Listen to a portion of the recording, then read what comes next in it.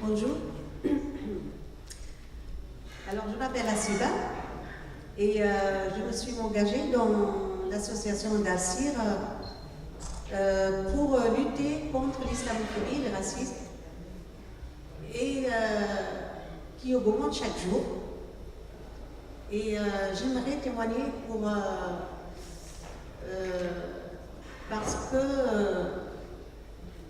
je suis passée par des situations injustes. Et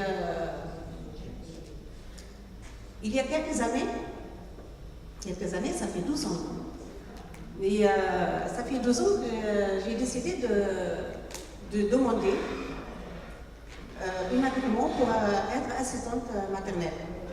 Et là, mon agrément était refusé. Et quand j'ai demandé la raison de leur refus, on m'a dit, demandez à ton Dieu pourquoi il t'a laissé dans cette situation.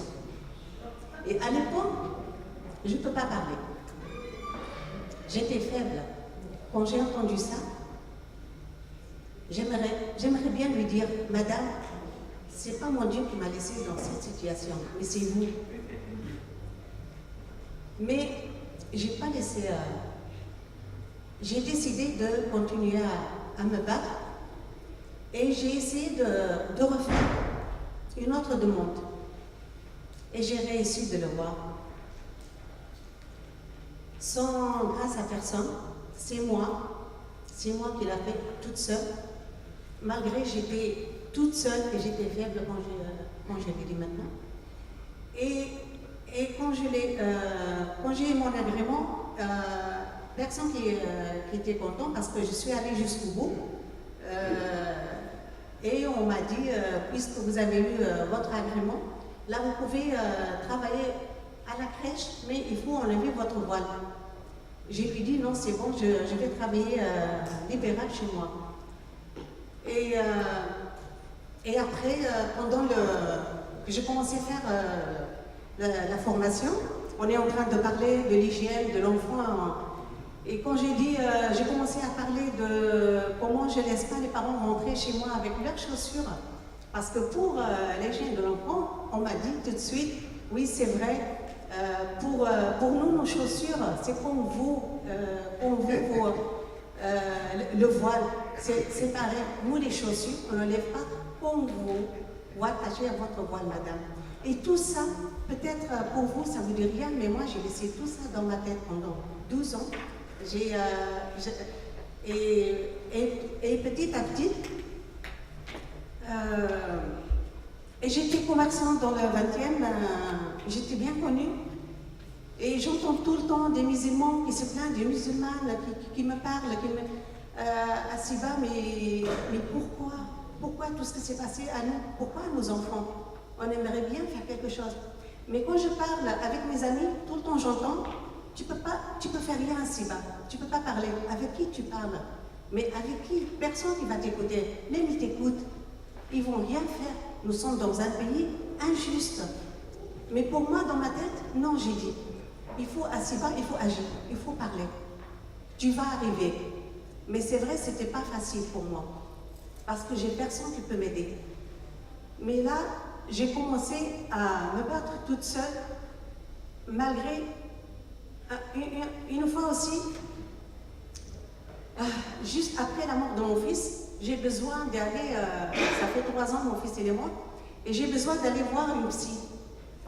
Et quand je suis allée la voir, elle m'a dit, vous êtes de quel pays? Je lui ai dit, Tunisie. Elle m'a dit,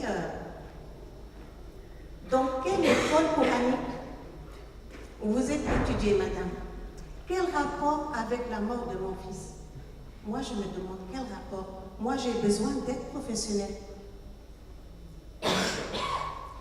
Et après, j'ai commencé à...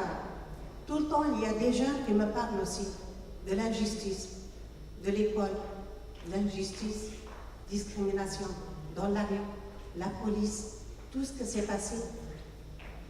Et j'ai décidé, j'ai dit, pourquoi Asiba, il faut que tu bouges. Je ne peux pas rester à la maison sans agir, je ne peux pas rester sans rien faire. Donc, Là, ce que j'ai fait toute seule, ça fait des années. Ça fait des années, j'ai dit, je vais essayer de travailler toute seule. Ce que j'ai fait quand mon fils, c'est son première année au lycée, il a commencé de prendre le métro. Et chaque jour, il rentre et il me téléphone, il me dit, maman, j'en ai marre. Je lui dis, qu'est-ce qui se passe? Il m'a dit, la police, il m'a attaqué, il m'a dit, il me fouille dans mon sac à dos et tout. Tu vas où? Il me dit, parce que son lycée est dans le 7e. Mais qu'est-ce que tu fais dans le 7e? Vous habitez dans le 20e. Pourquoi tu vas jusque là-bas? Mais il a dit, c'est un lycée privé et je vais là-bas. Donc chaque jour, il m'appelle et parfois il pleure. Parfois il me dit, maman, j'en ai marre. Maman, je ne sais pas quoi faire. Et petit à petit, et moi j'ai bien peur. J'ai bien peur si mon fils il va s'arrêter d'y aller à son lycée. Et exactement, c'est ce que ça lui est arrivé. Et je ne sais pas quoi faire. Toujours, je me demande, il faut que je trouve une solution. Mais personne qui m'a encouragée pour faire quoi que ce soit. Et je suis sortie énervée de chez moi et j'ai trouvé 2 policiers. Le jour où mon fils m'a téléphoné, j'ai trouvé 2 policiers. J'ai dit, ah, peut-être toujours il y a des gens bons. Peut-être il y a des policiers qui ont l'humanité. Je suis allée les voir. Bonjour monsieur, j'ai quelque chose à demander. Oui madame. Et je lui dis, voilà mon fils, est-ce que c'est normal tout ce qui s'est passé? Mon fils, chaque fois, il prend le métro, la police lui a arrêté, il fouille dans son sac à dos. Et pourquoi? On m'a dit, ah, c'est bien madame, votre fils il va à l'école, c'est bien ça. Ils sont moqués de moi. Oui, on m'a dit ça. C'est malheureux. Oui, c'est trop malheureux. Tout ça, ça commence à travailler dans ma tête.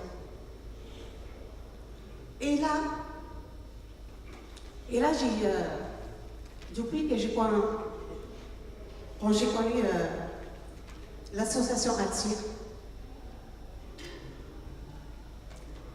et tout ce qui s'est passé dans ma vie, tout ce qui s'est passé, je suis une mère de 3 enfants, tout ce qui s'est passé à l'école aussi, l'injustice, tout ce que je vois avec, il y a certains profs qui sont racistes, islamophobes. Et toutes ces histoires, je ne les raconte pas par l'écoute. Je l'ai vu ça avec mes propres yeux. Oui, j'ai vu pas mal de choses. Quand je prends rendez-vous avec un CPE, il ne me regarde même pas. Il ne me demande même pas de m'asseoir. Il s'assoit et moi je reste debout. Et tout ça, je trouve ça, c'est trop. C'est trop pour nous. Pourquoi tout ça? Quand j'ai réfléchi, je trouve ça. Est-ce que parce que je suis musulmane ou parce que je porte le voile ou pourquoi je suis une femme comme toutes les femmes? Je suis libre. Oui, je suis libre. Je porte mon voile toute seule.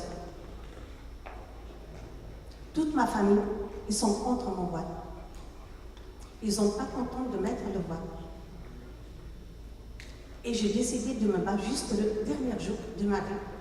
Tout ce que j'ai fait avec mes parents dans ma famille, personne qui est d'accord de porter le voile, mais moi j'ai décidé de le porter.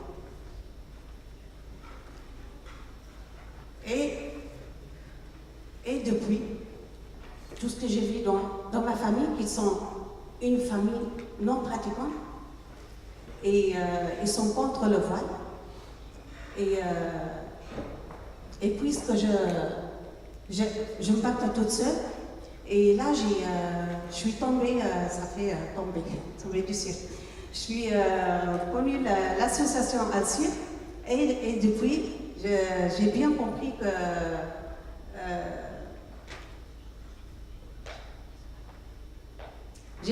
que toute seule,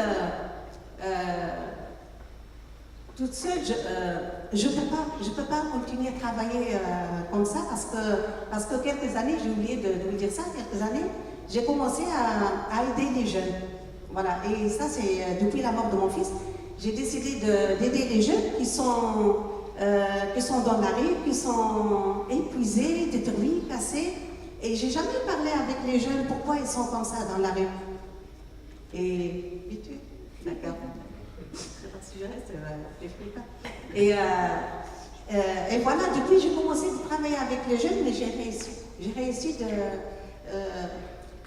de faire sortir beaucoup des jeunes qui commençaient à travailler. Et juste, je connais l'association Atsir. Et avec eux, on travaille ensemble. Et là, j'ai bien connu que toute seule, je ne peux rien faire. Mais ensemble, on peut agir. On peut faire pas mal de choses ensemble. On peut vivre ensemble. Oui, des musulmans, des juifs, des chrétiens, on peut vivre ensemble. Même les méchants, moi j'ai toujours dit, il y a quelque chose. Pourquoi ils sont comme ça? Il faut toujours trouver des excuses. Il faut toujours... Dernier mot. Et pour moi, je dis toujours, j'aime la France. Et parce que mon père, il a combattu pour la France. Parce que mes enfants, ils sont nés ici en France. Donc voilà, je cherche toujours pourquoi la France elle est devenue comme ça. Malgré le racisme et l'islamophobie, c'est pas nouveau pour nous, mais c'est trop pour nous, les musulmans. Merci.